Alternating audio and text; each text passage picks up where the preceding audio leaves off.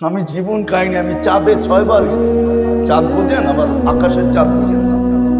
Africa একটা দেশ আছে চাঁদ, যেটাকে আরবিতে তাসাদ বলে। আমি 6 বার গেছি। একবার আমি জিজ্ঞাসা করতেছিলাম ব্যবসায়ীদেরকে যে তুমি রমজানে কি করো?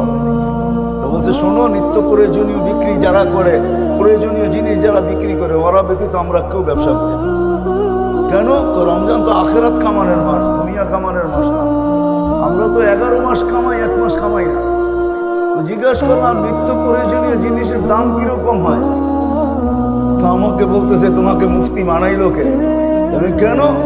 নিত্য প্রয়োজনীয় জিনিস আমাদের দেশে আমরা গরিব হইতে পারি, যারা বিক্রি করে এরা 1 মাস কোনো মুনাফা নেয়। আমি বললাম কেন?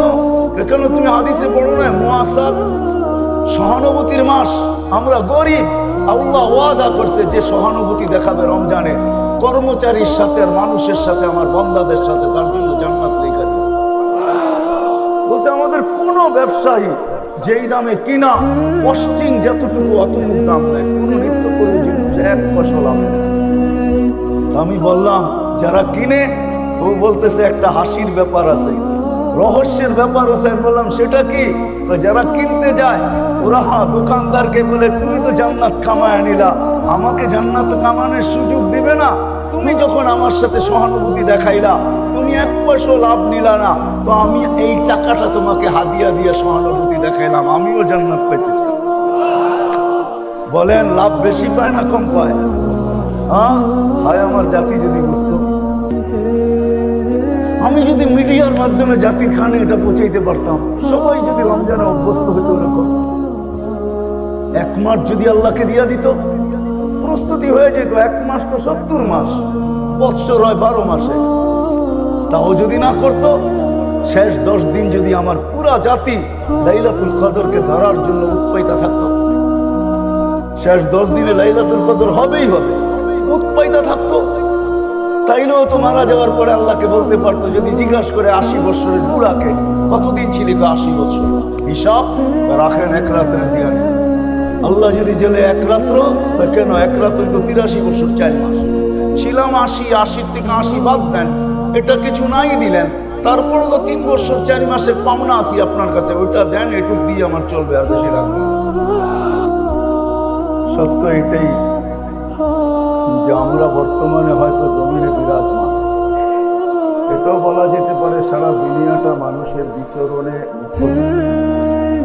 যেখানেই যাবেন ওইখানেই মানুষ, চাই সমুদ্রের ভিতরে ছোট দ্বীপ হোক, ওইখানেও মানুষের বিচরণ, পাহাড়ের চূড়া বলেন ওইখানেও মানুষের বিচরণ, খোলা আকাশ বলেন, হাজারো প্লেন এখন উঠতেছে, কোনোটা উড়ার প্রস্তুতি নিতেছে, কোনোটা নামার প্রস্তুতি নিতেছে। মানুষ সর্ব জায়গায় বিরাজমান, মুখরিত দুনিয়াটা আমাদের পদচারণে। কিন্তু একটা দিন অচিরেই আসবে, আমরা কেউ থাকবো না, শূন্য, দুনিয়াটা শূন্য হবে, এটাই চিরসত্য। দুনিয়াটা চিরদিন, দুনিয়াটা শূন্য ছিল, এটা একদিন আবার শূন্য হবে। আমরা সবাই এখান থেকে চলে যাব, কেউ থাকে না, আমরাও থাকবো না। আর চলে যাওয়াটা যে সত্য, এটা আমরা দেখতে দেখতে অভ্যস্ত। সমস্ত কবরস্থানগুলা দিন দিন ভরতেছে, আবার খালি হইতেছে, আবার ভরতেছে। ঢাকার অধিকাংশ কবরস্থানই চালা হয়, যেটাকে আমরা চালা বলি। একদিক থেকে উঠায়, আবার নতুন করে, আবার পুরান হয়, আবার উঠায়, আবার নতুন করে। এটা আমরা দেখতে দেখতে অভ্যস্ত। সত্য এটাও একদিন আমাদেরও সিরিয়াল আসবে। এখানে যে আসছে কারো থাকার সুযোগ। এই জন্যই কোরআন আমাদেরকে বুঝায়, বাধ্য করে। আল্লাহ আল্লাহর রসুল আমাদেরকে বুঝাইতে চান, বাধ্য করতে চান। ইচ্ছা যদি করেন তাহলে বাধ্য করতে পারেন, কিন্তু আল্লাহর নিয়ম এটা না বান্দাকে বাধ্য করে। আল্লাহ ইচ্ছা করলে বাধ্য করতে পারেন। এই জন্য আল্লাহ আমাদের সামনে দৃষ্টান্ত রাখছেন, আমাদের দৃষ্টি আকর্ষণ করছেন। মাঝে মাঝে আকাশটা দেখো আর উচ্চতা দেখো, কতটুকু উচ্চতা আকাশ। তারাও না হুবিকাইরি আমার, কোথাও খুঁটি নাই। বিজ্ঞান বড় তালাশ করতেছিল কোথাও খুঁটি পাওয়া যায় কিনা, কিন্তু আজ পর্যন্ত কোথাও খুঁটি কেউ পায় নাই। আর এটাই সত্য, বিশাল আকাশের কোনো খুঁটি নাই, পিলার নাই। আল্লাহ বলে একটা না সাবা সামাওয়াতিন তিবাকা, একের পর এক সাতটা। শুধু আল্লাহকে এটাকে বাধ্য করছেন। এই জন্য আরেক হাদিসে আল্লাহ বুঝাইছেন, ওয়াদাতু আমরি আলাস সামাওয়াতি ফাস্তাকাল্লা, আমার হুকুম আকাশের উপরে রাখতে দেরি, এটা স্থির হতে দেরি। 1 ইঞ্চি নামেও না, 1 ইঞ্চি উপরেও যায় না। সত্য এটাই, যদিও লম্বা পাশ কারো জানা নাই, এটাই সামিয়ানার মতো না। আকাশের লম্বা পাশ বিজ্ঞান জানে না, যদিও জানে দুনিয়ার থেকে সূর্যটা 13 লক্ষ, যদিও জানে সূর্যের পাশে যেটা অ্যান্ড্রোমেডা, এটা সূর্যের চেয়ে 50 লক্ষ, যদিও জানে এর পাশে যেটা ব্যাটেল জেস, এটা সূর্যের চেয়ে 100 কোটি গুণ বড়। কিন্তু আকাশ কতটুকু লম্বা পাশ, এটা দুনিয়ার কেউ জানে না। আল্লাহ বলে ওটাকে বাধ্য করছে। বিদায় মানুষ ভাবো তোমাকেও বাধ্য করতে পারতাম না, আল্লাহ বাধ্য করবে না, আল্লাহ আমাদেরকে বুঝাবে। এই জন্য আমিও চাইতেছি আপনাদেরকে বুঝাইতে। বাধ্য করা তো আমাদের কাজ না, আপনার কান পর্যন্ত কথা পৌঁছায় দেওয়া এটাই আমাদের দায়িত্ব। এই জন্য বুঝাইতে চাইতেছি, জমিন আজকে যদিও আমাদের পদচারণে, এখানেই যাবেন, এখানে মানুষ আর মানুষ, কিন্তু অচিরেই দিন আসবে যে এই জমিন শূন্য হবে, এতে কোনো সম্ভব নেই। যেমন ছিল শূন্য এমনই শূন্য। আরেকটা দিন আসবে জমিনই থাকবে না, আল্লাহ কোনো না কোনো সময় হুকুম দিবে অবশ্যই। ইসরাফিল আলাইহিস সালামকে ফানফাক খুদাও জিজ্ঞাসা করবে, কাম নাফকাতানি ইয়া রাব্বি, দিব কয়টা? কোরআন আমাদেরকে জানায়, শিখায়, নাফকাতান ওয়াহিদা, একটা। যদিও দুনিয়ার টেকনোলজি আর বিবেকমান মানুষগুলা ভাবে যে আমাদের এই বড় বড় উপস্থাপনা, বিশাল বিশাল ফ্লাইওভার, 1 ফুটে কি হবে, ঠিক না? কিন্তু আল্লাহ রাসূল আমাদেরকে জানায় দিয়েছেন, ফাইদাস সামাওয়াতু ওয়াল আরদু ওয়া মা ফীহিন্না তাকুনু হাবাআন মানসুরা। আকাশ জমিন এর ভিতরে যা আছে সব তুলা হয়ে নিঃশেষ হয়ে যাবে, আমরাও থাকবো। কিন্তু আসল কথার দিকে আসি, চলা তো যাব। সৃষ্টির সেরা বটে আমি, আমাকে যে বিবেক দিছে, বুদ্ধি দিছে, বিদ্যা দিছে, আল্লাহ সৃষ্টির ভিতরে কাউকে দেন নাই, ছোঁয়াও দেন নাই। সত্য এটাই। মানুষের মতো বিবেক, বুদ্ধি, বিদ্যা আল্লাহ দুনিয়ার কাউকে দেন নাই। মানুষের মতো চিন্তা ক্ষমতা আল্লাহ সৃষ্টির ভিতরে কাউকে দেন নাই। এই জন্যই মানুষ সৃষ্টির সেরা। শুধু এক দিক দিয়ে না, হাজারো দিক দিয়ে মানুষ সৃষ্টির ভিতরে সেরা। সৌন্দর্য বলবেন তো আমাদের মতো সুন্দর কোনো সৃষ্টি নেই। যদি থাকতো তাহলে মিশরের মেয়েদের কথা সত্য হইতো। ইউসুফ আলাইহিস সালামকে দেখা চিৎকার দিয়া বলছিল, মা হাশা লিল্লাহি হাযা বাশার ইন হাযা ইল্লা মালাকুন কারীম। এটা মানুষ হইতেই পারে না, এটা ফেরেশতা। আল্লাহ যেন বুঝাইতে চাইতেছেন, ফেরেশতা এত সুন্দর হয় না, মানুষই এত সুন্দর। কেননা ফেরেশতার জন্ম বৃত্তান্ত যদি আমরা দেখি, তাহলে একটা হুকুমের দ্বারা তৈরি, 2টা অক্ষর দিয়া তৈরি। আল্লাহ কোন বলতে দেরি, হতে দেরি হয় না। কিন্তু আমাদের জন্ম বৃত্তান্ত যদি দেখি, আমরা আল্লাহর কুদরতি হাতে অক্ষরে তৈরি না। আরেক দিক দিয়ে যদি দেখি, 6 দিনের ভিতরে সমস্ত সৃষ্টি কমপ্লিট, তার ভিতরে ফেরেশতাও ছিল 6 আইয়াম। কিন্তু আমাদের প্রত্যেককে তৈরি করতে আল্লাহ 10 মাস সময় দিয়েছে। কি 10 মাসই তোমার পেটে ছিলাম, ঠিক না? আমাদের জন্ম বৃত্তান্ত ভিন্ন, তাদেরটা ভিন্ন। এই জন্য কোনো দিক দিয়ে, সুন্দরের দিক দিয়ে ফেরেশতা মানুষের চেয়ে সুন্দর না। আমার মন বলে, ঘাটলে এটাই পাওয়া যায়। প্রবাদ বাক্য যদিও বলে পরি বড় সুন্দর, আসলে পরি মানুষের চেয়ে সুন্দর। দেখেন তো না, একটা প্রবাদ বাক্য চলে গেছে, এই জন্যই চলতে শুরু করছে, সবাই এটাই বলতে পারে, পরি মানুষের চেয়ে সুন্দর না, মানুষই সুন্দর। তাহলে আল্লাহ কসম খায়া কেন বলতেন, লাকাদ খালাকনাল ইনসানা ফি আহসানি তাকওয়িম, মানুষ তোর চেয়ে সুন্দর গঠনমূলক আমি কাউকে তৈরি করি। যে মানুষটা সৃষ্টির দিক দিয়ে সবচেয়ে সেরা, বিবেক বুদ্ধিতে এত পাকা, মানুষের বুদ্ধি, মানুষের বিদ্যা, মানুষের সবকিছু।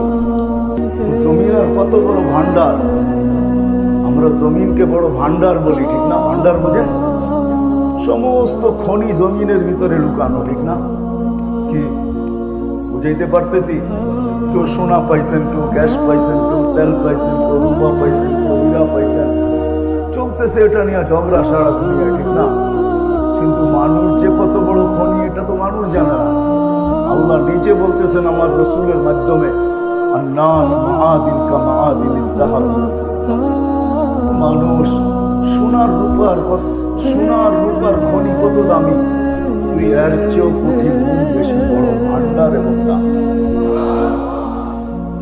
মানুষ বড় ভান্ডার, কিন্তু আফসোসের বিষয়, প্রশ্নের জায়গায় আপনাদেরকে নিয়ে যেতে চাইতেছি। আফসোসের বিষয়, পরিতাপের বিষয় যে সৃষ্টির ভিতরে এত বড়, চতুর্দিক থেকে যে সৃষ্টির ভিতরে সর্বদিকে শ্রেষ্ঠ, এমন বিবেক দিলেন, বুদ্ধি দিলেন, বিদ্যা দিলেন, যেই কথায় বিশ্বাস করে, যার চোখে দেখা অভিজ্ঞতা, যেখানে যে আসে সে থাকতে পারে। কারণ এখানে আসার সিরিয়াল আছে, যাওয়ার কোনো সিরিয়াল নেই। মা বাবা আগে আসবে এটাই সত্য, ছেলে আগে আসবে পরে আসবে এটাই সত্য, কিন্তু যাওয়ার ব্যাপারে কোনো সিরিয়াল নাই। কখনো ছেলে বাপকে কবরে রাখে, কখনো বাপ নিজের চোখের পানি দিয়ে সন্তানকে কবরে রাখে। যাওয়ার কোনো সিরিয়াল নেই। এতগুলা কথা যদি বুঝে আসে তো পরেরটা বুঝে আসবে। ওই মানুষটার বাবা উচিত, কিন্তু আমার মনে হয় না, বিশ্বাস হয় না যে এখানে একজনও পাওয়া যাবে বা কয়জন পাওয়া যাবে যে আওয়াজ যত দূর যায় অন্তরালে যারা শুনতেছে এদের ভিতর থেকেও পাওয়া যাবে না যে আমি তো যেই কোনো মুহূর্তে চলে যাব। 2 মিনিট কখনো বসা নির্জনে ভাবছি যে আমি তো চলে যাব, যিনি আমাকে নিয়ে আসছেন ওনার কাছেই যাব। কেননা সত্য এটাই, মানুষ মারা যাওয়ার পরে যখন আমরা পড়ি, খবর শুনতে দেরি, পড়তে দেরি করি না, ইন্না লিল্লাহি ওয়া ইন্না ইলাইহি। এটা কি মুর্দার খবরের শোনার দোয়া? খবর শুনলে এই দোয়া পড়তে হয়, এটা কি দোয়া? না না না, এটা এই জন্য পড়া হয় নিজেকে সতর্ক করার জন্য। এখানে নিজেকে সম্বোধন করে যে উনি তো চলে গেল, আমিও তো আল্লাহর যে কোনো মুহূর্তে আল্লাহর কাছে যেতে পারি, কিন্তু 2 মিনিট ভাবলাম কিনা আমি প্রস্তুত করব।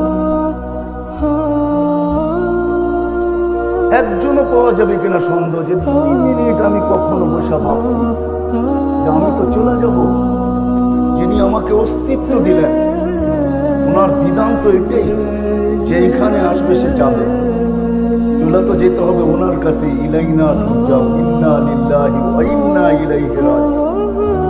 আল্লাহর কাছেই ফিরতে হবে, বাইপাস করার কোনো সুযোগ নাই। এই জন্য কোরআন বুঝায় বলছিলাম প্রথমে, আইনাল মাফার। ও মানুষ, ও বিবেকওয়ালা মানুষ, বুদ্ধিওয়ালা মানুষ, ও বিদ্যান মানুষ, ও সৃষ্টির ভিতরে সবচেয়ে আধুনিক মানুষ। সৃষ্টির ভিতরে মানুষই আধুনিক। তুমি কি কখনো ভাবছো ওয়া ইলাইহি তুরজাউন, ইন্না লিল্লাহি ওয়া ইন্না ইলাইহি রাজিউন? তুমি আল্লাহর কাছে ফিরবে, প্রস্তুত কতটুকু? যুবক কি কখনো ভাবে যে আমি যে কোনো মুহূর্তে যেতে পারি? গত 2 দিন আগে এই ফ্লাইওভারে রাত্র 3টার সময় 3টা ছেলে মারা গেছে, ঠিক না? খিলগাঁও ফ্লাইওভারে গতকাল কি না এর আগের রাত্রে, পরশু দিন রাত্রে 3টা ছেলে মারা গেছে। আবুল হোটেল থেকে খায়া আসতেছিল 3 বন্ধু একসাথে, ঠিক না?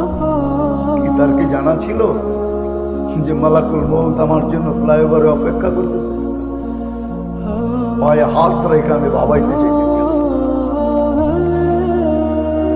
1 মিনিট 2 মিনিট 10 পর্যন্ত ভাবলাম না নির্জনে বসা যে আমাকে তো চলে যেতে হবে, যিনি আমাকে অস্তিত্ব দিচ্ছেন ওনার কাছে যেতে হবে। কিন্তু আমি কতটুকু প্রস্তুত? যেতে তো হবে ওনার কাছে, বাইপাসের কোনো সুযোগ নেই। কতটুকু প্রস্তুত? দ্বিতীয় কথা, উনি আমার কাছ থেকে চাই কি? সারাদিনই তো সবকিছু দিতে থাকেন, এক ফোঁটা পানির থেকেই তো আমাদের অস্তিত্ব, তাই না? এই জন্য আল্লাহ কখনো কখনো মানুষকে বুঝাইতে চায়, আওয়াজটা যদি কানের পর্দা ফাটাইতো তাইলে হয়তো মানুষ বুঝতো। কিন্তু কোরআনের আওয়াজ তো কারো কানের পর্দা ফাটায় না, যার কারণে আমার জাতি আমার সমাজ বোঝে না, চিৎকার দেয়। মান আরাদা আন্নি নাদাইতুহু মুনকারিন। যখন মানুষ আল্লাহর থেকে বিমুখ হয়ে যায়, সবকিছু পাওয়ার পরে যখন আল্লাহ ভুলে যায়, আর এটাই মানুষের স্বভাব। ইদা মাসসাহুল খায়রু মানুআ। মানুষ যখন সবকিছু পাওয়া যায় তো আল্লাহর থেকে দূরে সরে যায়। এই জন্যই কোরআনকে চিৎকার দিতে হয়, মা গাররাকা বিরাব্বিকাল কারীম। ও মানুষ, আল্লাহর মতো সত্তা থেকে তোকে দূরে সরাইলো তো সরাইলো, তুই আল্লাহকে ভুললি কি করে?